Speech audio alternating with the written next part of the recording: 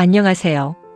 오늘은 건강검진을 받고 결과표를 받아보셨을 때 이걸 어디부터 봐야 하지? 숫자가 많아서 괜히 겁난다. 이런 분들을 위해 아주 기본부터 쉽게 말씀드려 보려고 합니다.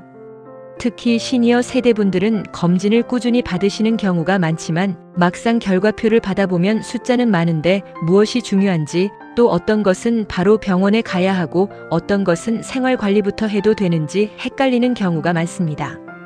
오늘 영상에서는 검진 결과표를 받았을 때 어떤 순서로 봐야 하는지, 그리고 어떤 항목을 특히 눈여겨봐야 하는지를 차근차근 정리해 보겠습니다.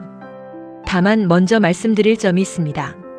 오늘 영상은 검진 결과표를 이해하는 방법을 설명드리는 것이지 개별 질환을 진단하거나 약을 임의로 조정하라는 내용은 아닙니다.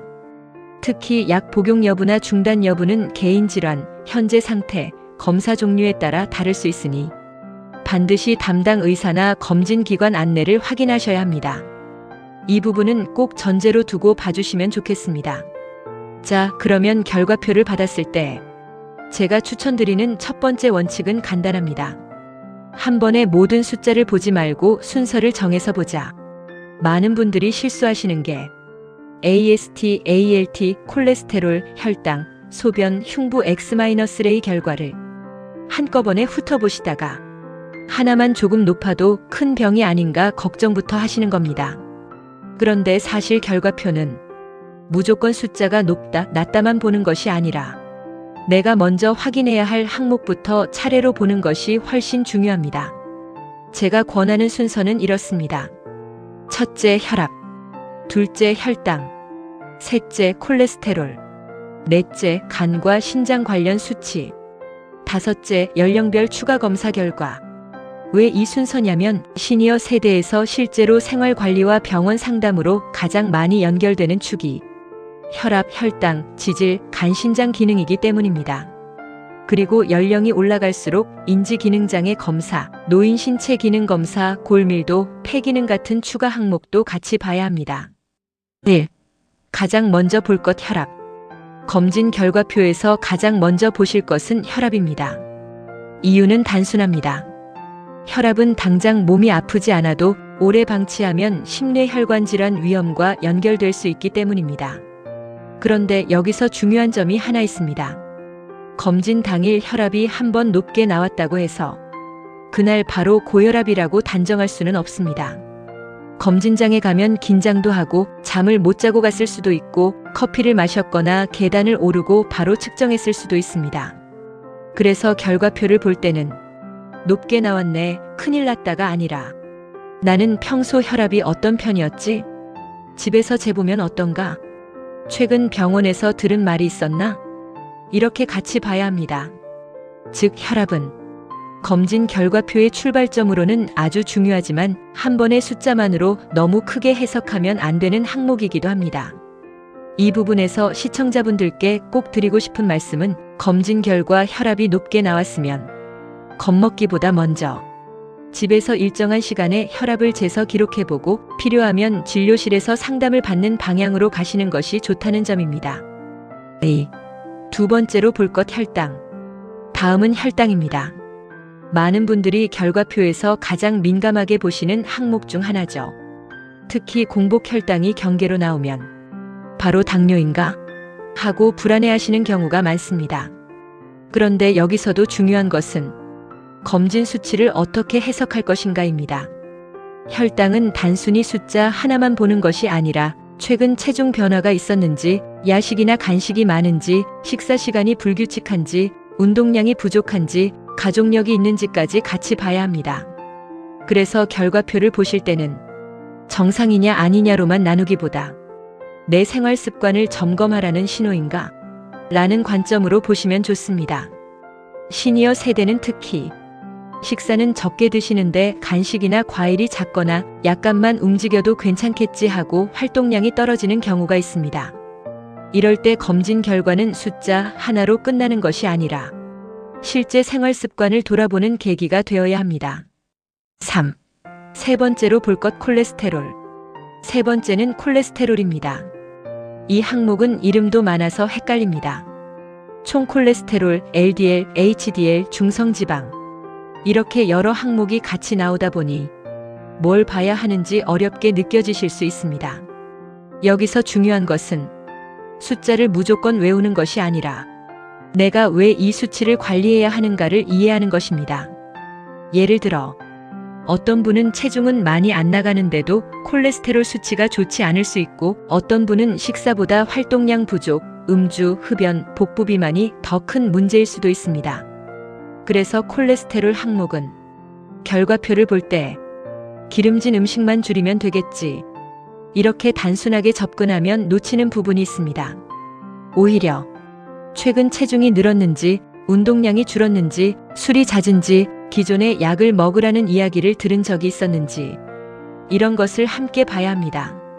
즉, 결과표는 숫자를 보여주지만 판단은 숫자만으로 끝나지 않는다는 점이 중요합니다. 4. 네 번째로 볼 것 간 수치와 신장 기능. 다음은 간 수치와 신장 기능입니다. 이 부분은 결과표를 받고 가장 놀라시는 분들이 많습니다. 특히 간 수치가 조금 올라가 있으면 간이 안 좋은가 보다, 큰 병이 생긴 건가, 이렇게 바로 걱정하시는 경우가 많습니다.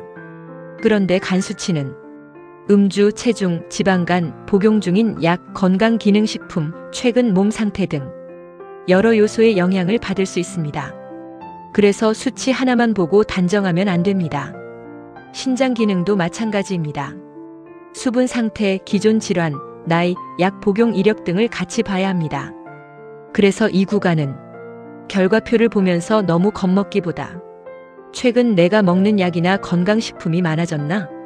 체중이나 식사 습관이 바뀌었나? 추가 상담이 필요한가? 이런 흐름으로 보는 것이 좋습니다.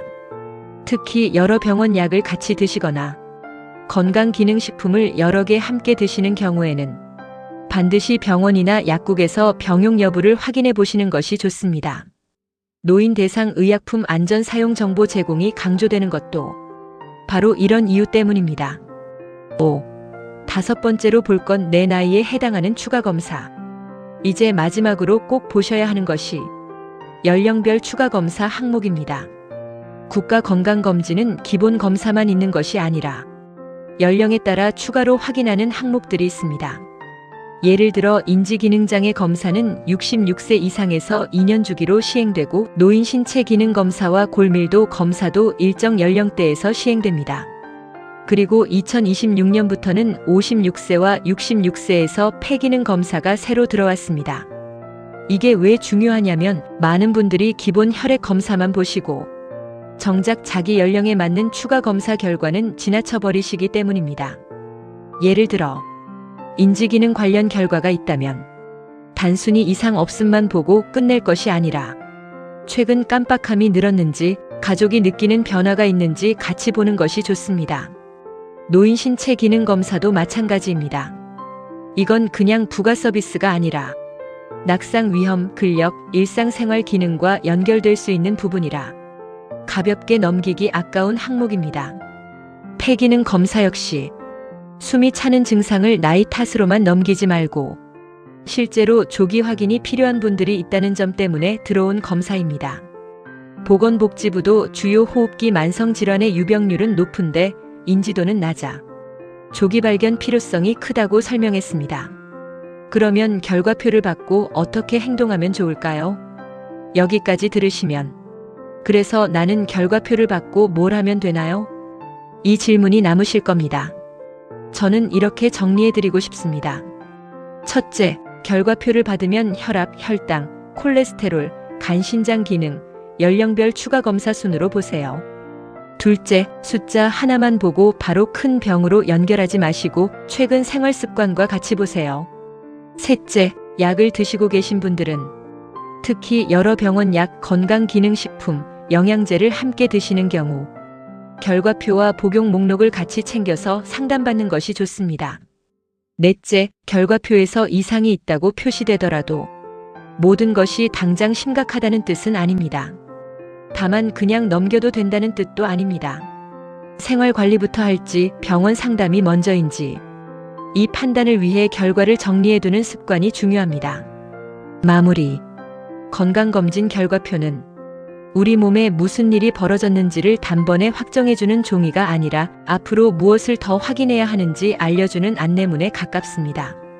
그래서 숫자만 보고 겁먹기보다 순서를 정해서 차분히 보시는 것이 더 중요합니다.